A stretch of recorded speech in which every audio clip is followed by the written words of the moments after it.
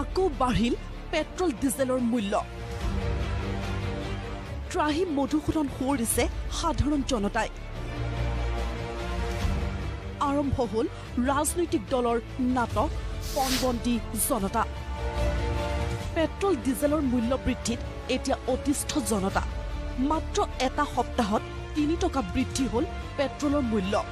সমান্তৰালভাৱে মূল্য বৃদ্ধি হ'ল ডিজেলৰো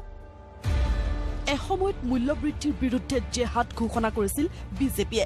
সেই দলটোৰ হাতত এতিয়া শাসনৰ বাগজৰী কিন্তু মূল্য বৃদ্ধি ৰোধ নহল এতিয়া এইখন বিজেপি চৰকাৰৰ বিৰুদ্ধে ক্ষোভ জনতাৰ ultimately we are the loser কারণ প্রতিদিনে তেলের দাম বাড়ি আছে আজি আমাতকে নেপালত তেলের দাম কম বহুত কম আজি আগতে আমি 300 টকাত গাড়ীত 4 হুইলাৰত তেল ভৰাইছিলোঁ আজি 300 টকাত মই মোৰ 2 হুইলাৰত তেল ভৰাই আছোঁ সেইটোৱে চেঞ্জ হৈছে আৰু পেট্ৰল ডিজেল আৰু ৰন্ধন গেছৰ মূল্য ৰোধ কৰিব নোৱাৰাৰ বাবে বিজেপি চৰকাৰৰ বিৰুদ্ধে ক্ষোভ বিৰোধী দল কংগ্ৰেছৰ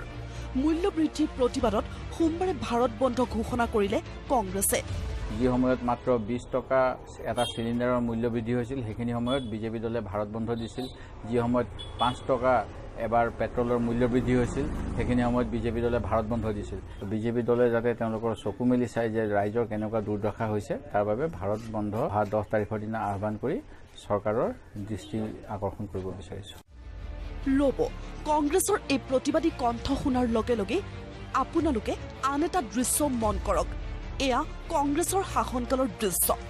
80 টকা হৈছিল পিয়াজৰ দাম সেই সময়ত 81 টকা আছিল পেট্ৰলৰ মূল্য আজি ক্ষমতা হেৰুৱাই যিটো দলে মূল্য বৃদ্ধিৰ প্ৰতিবাদ কৰিছে সেই কংগ্ৰেছ দলৰ শাসনৰ সময়ত প্ৰতিবাদ কৰিছিল বিজেপিয়ে আকৌ এবাৰ শুনকচোন বিৰোধী দলপতিগৰাকীৰ মন্তব্য তেওঁলোকৰ দিনত 40 টকাহে আছিল হেনো পেট্ৰলৰ মূল্য এনেকৈ পেট্ৰল ডিজেলৰ মূল্য যেটো কংগ্ৰেছৰ দিনত মাত্ৰ 45 টকা আছিল এতিয়া সেই মূল্য আহি পেলাই 80 টকা চুইছেহি কিন্তু বিজেপি দলে তাৰ বিৰুদ্ধে কোনো পদক্ষেপ লোৱা নাই এইবাৰ ভাৰত বন্ধৰ কথা শুনি কংগ্ৰেছক কটাক্ষ বিজেপি বিধায়ক প্ৰশান্ত ফুকনৰ যে এই বন্ধৰ কোনো যুক্তিযুক্ততা আছে বুলি মই নাভাবো তেওঁলোকৰ দিনত চালনীয়ে যদি বেজিক কয় তোৰ মূৰত ফুটা এটা আছে কিন্তু চালনীৰ গাত গোটেই গাঁততে ফুটা আছে আজিৰ ডেটত